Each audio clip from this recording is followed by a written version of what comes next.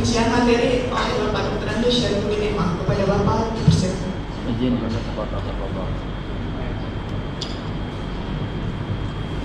Assalamualaikum warahmatullahi wabarakatuh. Bismillahirrahmanirrahim. Alhamdulillahi rabbil alamin. Wassalatu wassalamu ala asyrafil anbiya'i wal mursalin Sayyidina Muhammadin wa ala alihi wa ashabihi ajma'in. Amma ba'd.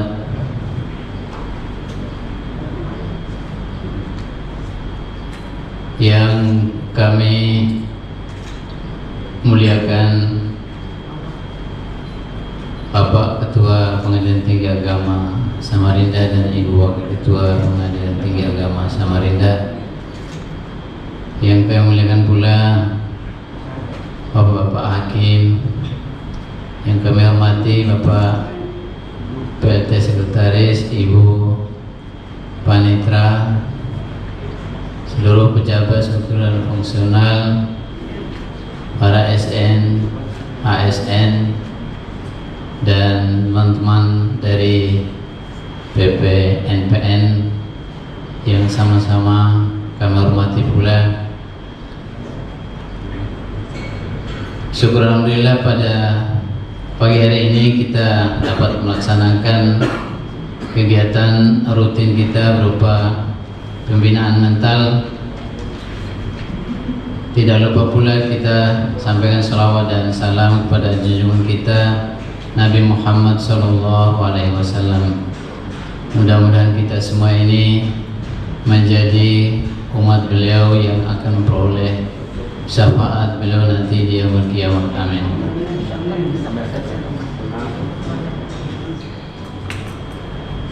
Bapak Ibu yang kami hormati, pada kesempatan ini saya mohon maaf, mungkin materi yang akan saya sampaikan tidak terlalu panjang karena beberapa kesempatan yang akan datang juga akan ada kegiatan.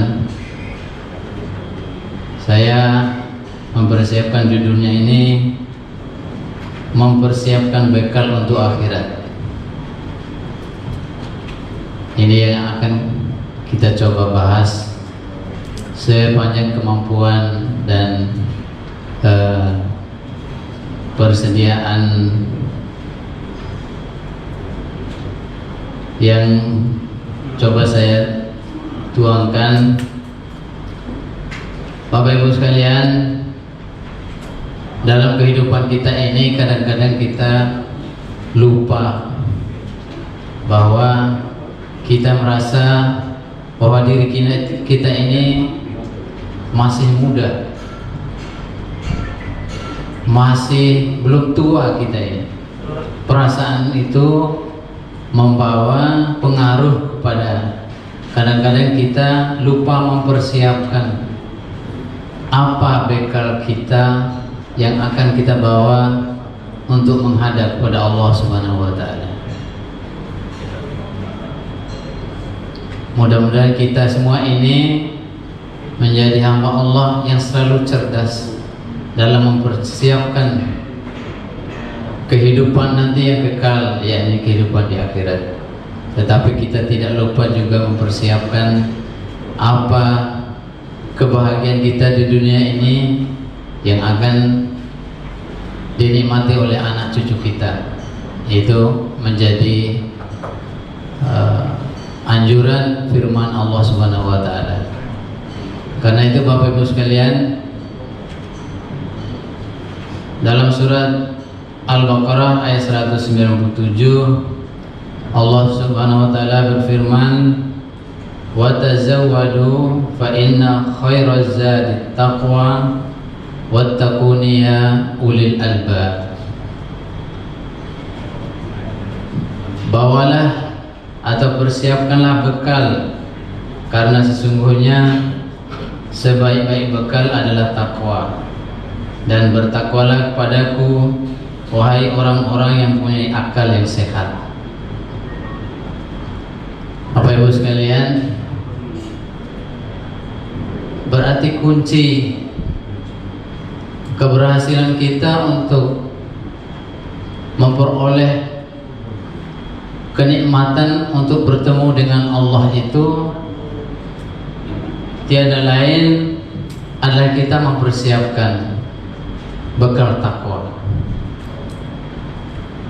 Tetapi takwa ini secara umum gampang kita ucapkan, tapi sangat sulit untuk diwujudkan. Karena makna takwa secara umum adalah melaksanakan segala perintah-perintah Allah Subhanahu wa taala dan meninggalkan segala larangan-larangan Allah. Ini yang menjadi landasan pokok bagi kita agar kita waspada, karena jatah umur kita ini tidak ada satupun yang tahu, termasuk kami yang berada di depan ini. Apakah di antara tiga ini siapa yang duluan, belum tahu ini ya. Kemudian kita di dalam ruangan ini siapa yang duluan, kita belum tahu. Karena itu menjadi rahasia Allah, maka kita diharapkan agar senantiasa mempersiapkan diri untuk menghadap pada Allah Subhanahu wa taala. Dalam Al-Qur'an surat Al-A'raf ayat 26, ya bani Adam qad anzalna 'alaikum libasan yuwari sawatikum wa risha wa libasut taqwa dzalika khair dzalika min ayatillahi la'allahum yadhakkarun. Wahai anak cucu Adam, sesungguhnya kami telah menyediakan pakaian untuk menutupi auratmu dan untuk perhiasan bagimu, tetapi pakaian takwa itulah yang lebih baik.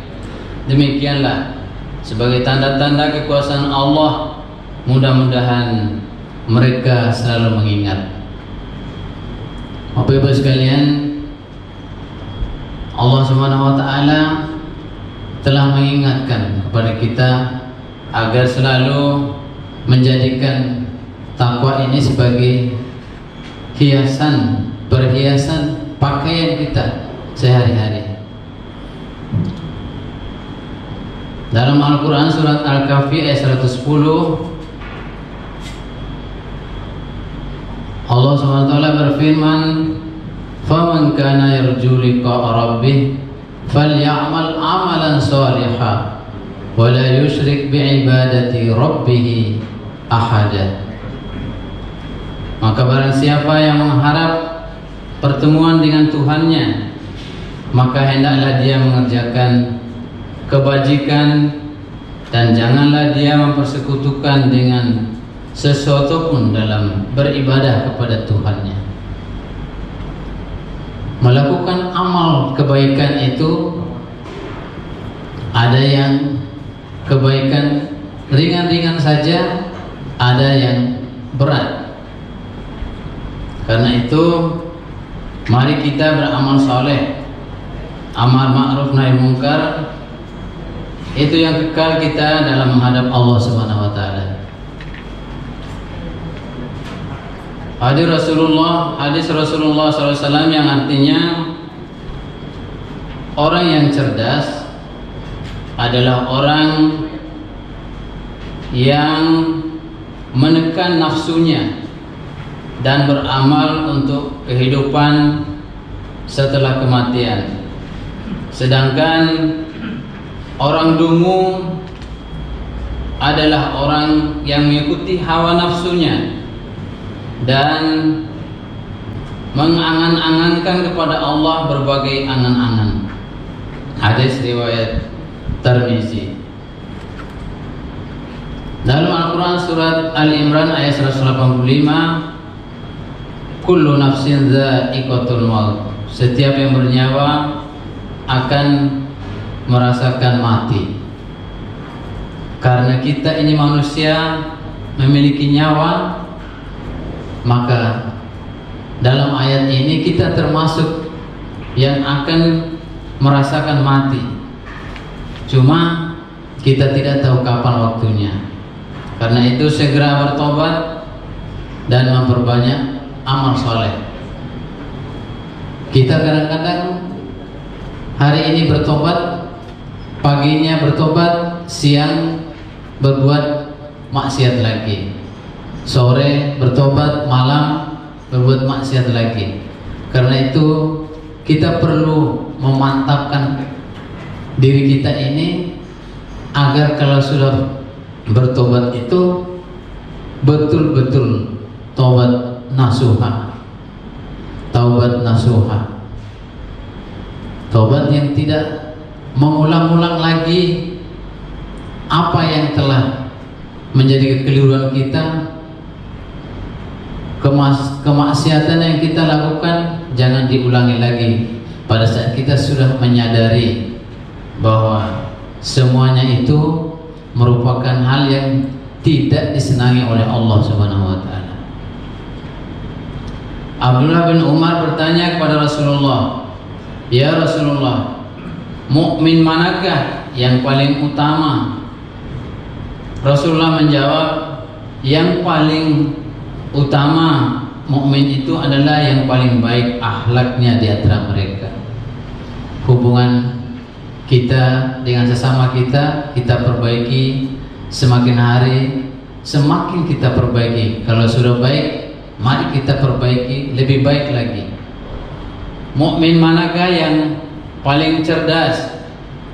Rasulullah menjawab, orang yang paling banyak mengingat mati dan paling baik persiapannya untuk kehidupan setelah mati.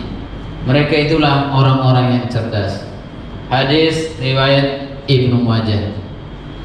Bapak Ibu sekalian, pada saat kita kembali kepada Allah, mudah-mudahan kita kembali dalam keadaan qalbun salim, yakni hati yang selamat atau hati yang bersih. Dalam Quran surat Asy-Syura ayat 88 sampai 89, yauma la yanfa'u malu wala banun illa man atallaha biqalbin salim. Yaitu pada hari ketika harta dan anak-anak tidak ada gunanya lagi, kecuali orang-orang yang menghadap pada Allah dengan hati yang bersih. Kita tata hati kita ini agar tidak terlalu mengutamakan kehidupan dunia. Dari 24 jam kita hidup setiap hari, minimal ada waktu yang kita utamakan untuk kita berdialog dengan Allah Subhanahu wa taala. Termasuk bagaimana pekerjaan kita sebagai pegawai Pengadilan Tinggi Agama Samarinda ini, agar diberi kemudahan, kekuatan oleh Allah Subhanahu wa taala dalam menjalankan tugas-tugas sehari-hari. Karena kita tidak punya kekuatan, hanya Allah yang memiliki kekuatan. La haula wala quwwata illa billah. Karena itu kita tidak boleh sombong dalam kehidupan kita ini.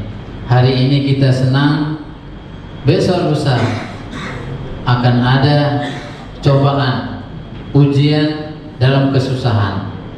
Di balik kesulitan itu akan ada kemudahan. Fa inna ma'al usri yusra.